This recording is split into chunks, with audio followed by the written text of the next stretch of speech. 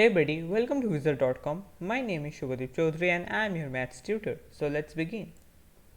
According to the question, we have to find the measure of each exterior angle of a regular hexagon. So a hexagon has 6 sides. So a hexagon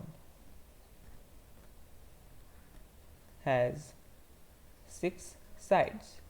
Now there is a formula which shows the relation between the total number of sides and exterior angle of a regular polygon.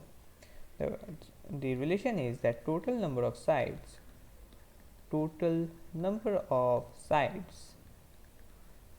of a regular polygon will be equals 360 degree upon measure of each exterior angle.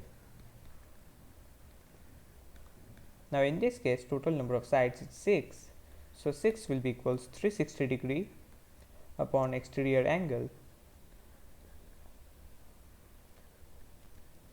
Therefore exterior angle will be equal 360 degrees upon 6, which will come out to be 60 degrees. Therefore measure of each exterior angle will be equal 60 degrees. So this will be our final required answer. Thank you and have a great day.